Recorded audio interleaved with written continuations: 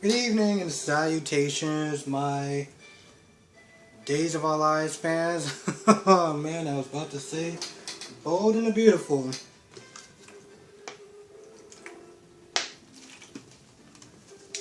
So, I'm gonna be honest, for the most part, why is this so loud? For the most part, I enjoyed this episode. Um, I could have totally did without the Paulina and Maggie scenes. I mean, it's cool that they bonded, and that's cool. But besides that, I mean, in these soap operas, and I said this before, there's always a group of people that are just there to run down the clock. And they pretty much just elected Paulina and Maggie. So, okay. Now you got Nicole and you got Chloe. And they're pretty much talking about their relationships. And what I found really funny was that they both are saying that they're trying to justify. I don't want to sit there and say they're toxic relationships, but they're toxic relationships. You know, you got Nicole just that they're trying to defend her actions of going out with EJ by saying, hey, he's changed and we're different, and Sammy's not in the picture anymore. And of course you got Chloe that's like, listen, when he's not acting like a jealous jackass, he's actually nice and sweet and stuff. And I'm like, I'm sitting there watching this, I'm like, so are y'all just both not self-aware that y'all are both trying to justify these relationships? And in a lot of ways, either by choice or just by life, they both wind up being in relationships that, well, they kind of settled for. I mean, Nicole calls out Chloe from Snittis, by saying that, you want to be with Brady, but he wasn't available, so you're with Philip. And same thing that could be said about Nicole. You want to be with Rafe, which now she knows, but instead you're chosen to go out with EJ because of XYZ. And I'm just there looking at this like, so y'all both didn't learn a damn thing from your conversation. I mean, you literally have two parallels that are so similar, but they're just so not self-aware of what they're doing and what they have in their lives that they're just like, oh, okay, alright, well, everything is good and normal, so we're just going to get on out of here, we're going to pay the check, and we're just going to leave. Like, what? Now, of course, Nicole did feel kind of bad for, having Steve hack his phone, and Chloe's like, so what happens if he finds out? You do know that he did betray the last time, right?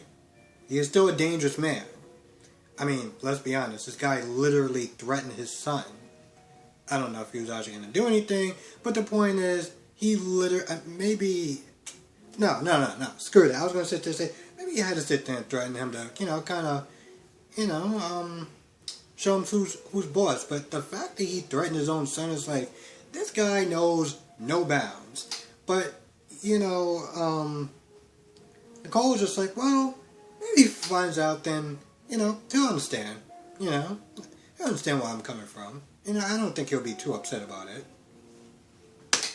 Okay, Nicole, you've been just making great life decisions so far. So, I mean, who am I to sit there and question you on any of what you just said? Rafe spills the beans. I'm going to be honest, I'm kind of surprised because when he first got there, when he first got to, the station, he was just like, he decided to lawyer up. The one phone call that he made was Gabby. Now, to be honest, Gabby could have just made a phone call to a lawyer, but Jake decided to just, well, tell the truth about everything. And he does. About Carmen or Carmichael, whatever his name is, the gun, Abe being shot by accident, And I'm gonna be honest, I was actually a little surprised. But I guess Jake was like, you know what? When Abe wakes up, he's gonna figure out everything anyway. So I might as well just save some time. Which is kind of weird because he didn't think about that the first time, but okay, sure. So Jake tells the whole story. And at the end of it, Rafe is like, alright, you know what, this is a lot more credible. Gabby, I think you should just kind of leave this guy. Like, just, like, pick anyone else other than Jake. Of course, she gets defensive and she brings up, Ava. You know, it's really funny. When Gabby was like, listen, Ava's up into her neck under this whole thing. How do you think that Carmichael, or whatever his name, got here in the first place? I think his name is Carmichael. Or Carmen. One of the two. It's like, how do you think he got here in the first place? And, of course, they talk about, you know, Jake trying to blackmail, Philip trying to blackmail, those two into giving up Gabby Sheik and everything like that. So, everything's out in the open. And, yeah, you know, Gabby brings up Ava's name into it, being like, yo, listen, she's part of this. Now, the reason why I sit there and say it's kind of interesting is because, you know, not that long ago when Kristen escaped, Rafe was sitting there asking Ava about it. Now, Rafe dropped it. But, I mean, come on. Let's be honest. Why did he really drop it? I mean, he dropped it because, yeah, he didn't really have any evidence to sit there and say one way or the other.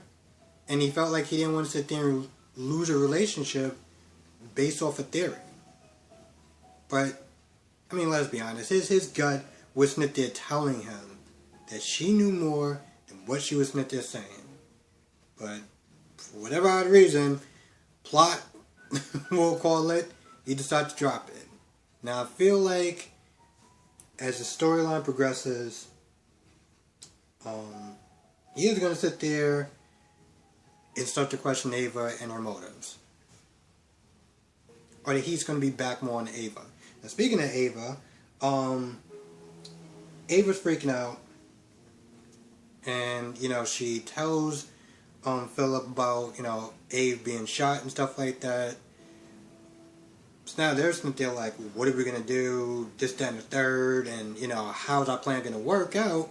Then Carmichael, or Carmen, I think that's what his name is, just walks right on through the front door. And he's all like, I need a place to stay. You guys screwed me over. You know, I'm in this mess because of you. He tells everything that happened. And now both of them know that he's the one that shot Abe. But at this point, he's like, yo, listen. Yeah, you two got me into this mess. You're going to figure out a way to get me out of it.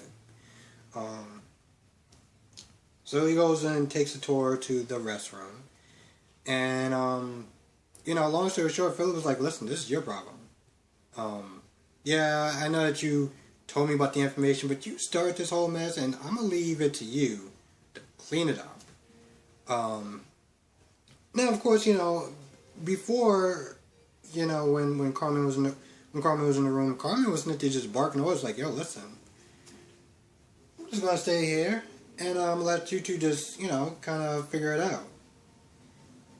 When Philip left, I think that Ava took, you know, Ava's patience pretty much just ran out, you know. You know, because Ava's like, listen, you know, I'm going to take care of it, I'm going to take care of the arrangements and everything like that. And the guy was just like, well, you better. And I stood there like, Ava, you just gonna let this man just talk to you like that? You just, you know, I mean, does he not know who you are? I mean, has he not heard stories? So Ava's like, listen, I may be out of the game, but I'm still your boss. Alright? At the end of the day, I am who I am, and you are who you are. You need to sit there and pretty much remember that. He's like, yo, I'm still the boss. And, you know, she leaves him out the room. I guess they're going to go somewhere. I don't know if they're going to kill him or what.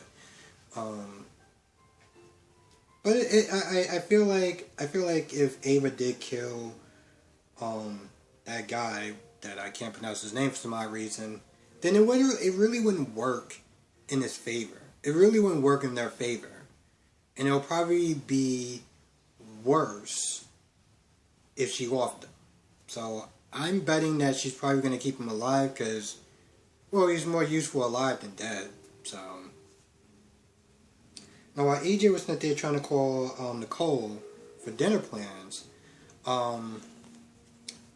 Kristen just walks on in.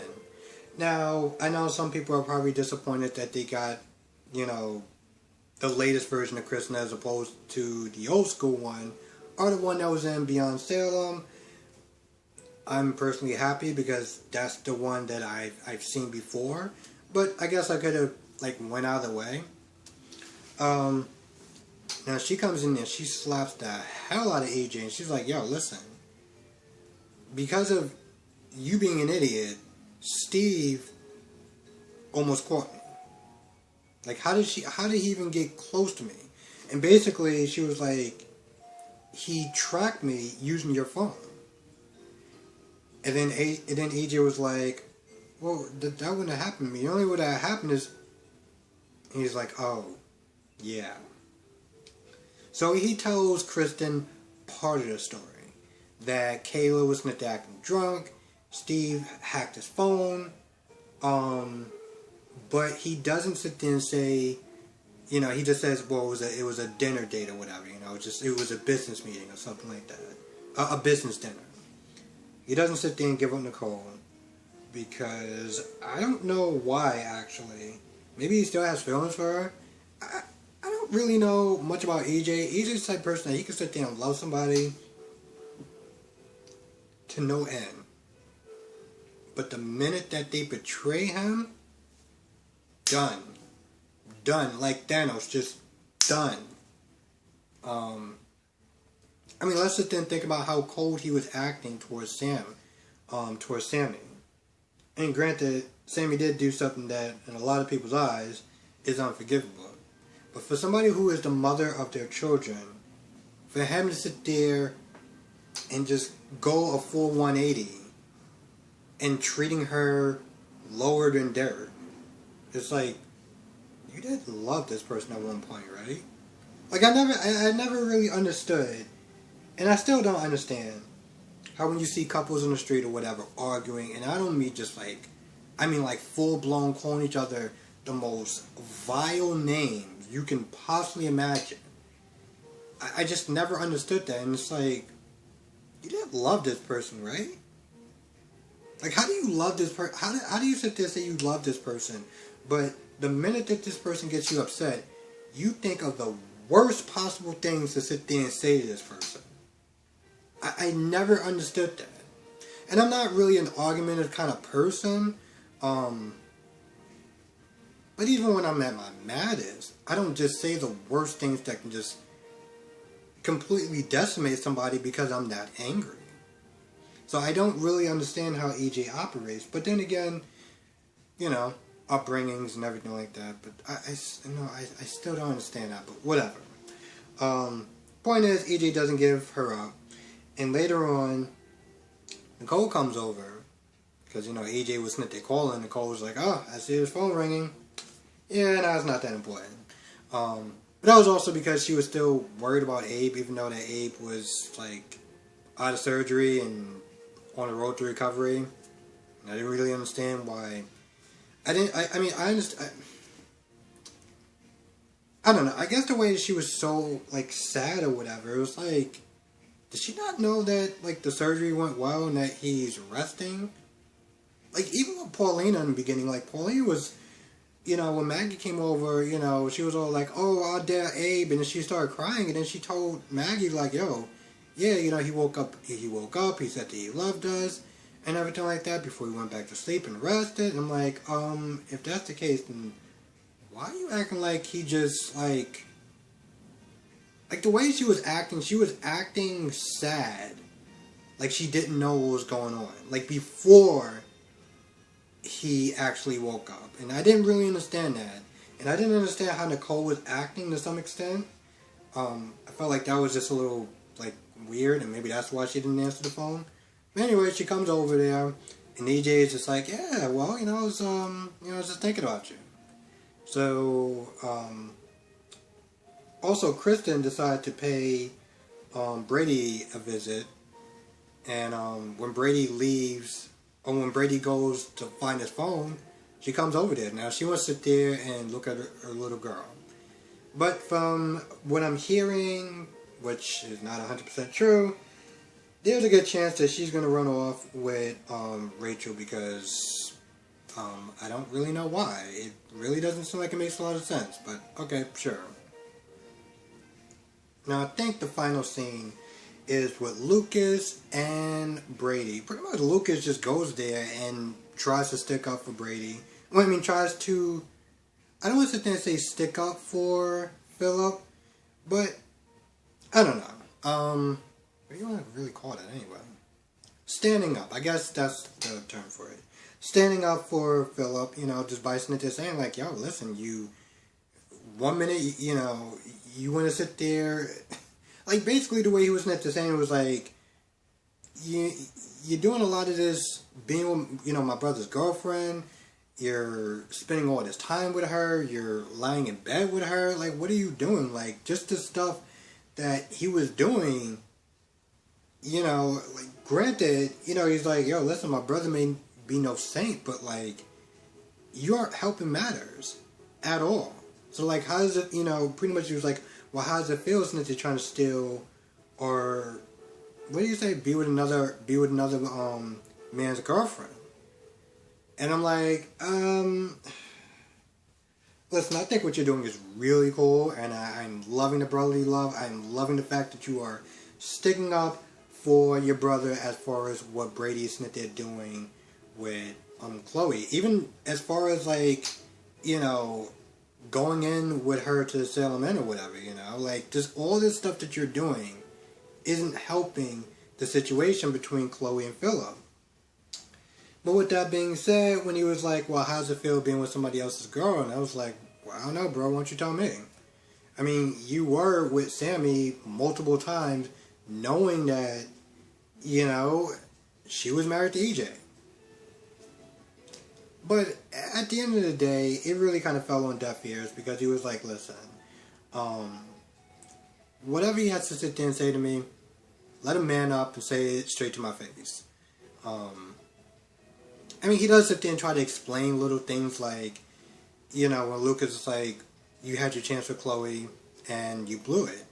And Brady was like, well, I was in a committed relationship at the time, and then by that time, she was with Philip.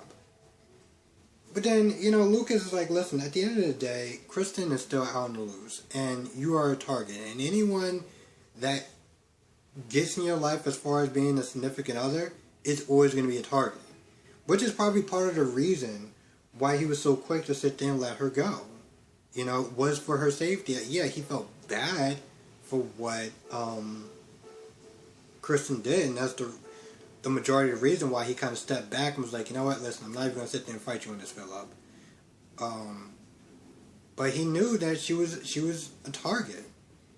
And now it just seems like, yeah, I know you're kind of a target, but I kind of don't care. I mean, I care, but, I kind of want what I want, so your safety and stuff like that, it's minor. I mean, let's be honest, Kristen hasn't been here in a while, and I think if we hook up now, we should be safe. I'm assuming you should be. No, we're good. And that's something that I really don't understand. Because you can see that Brady's not there trying to pursue Chloe. And I'm like, so did Kristen just, like, disappear? I mean, I get that she practically said, screw you, but, I mean, it's Kristen. Do you really want to sit there and take that chance? I just don't understand that.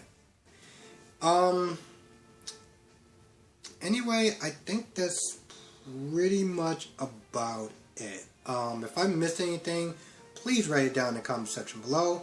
I want to thank you for watching. Be safe. I will see you in the next video.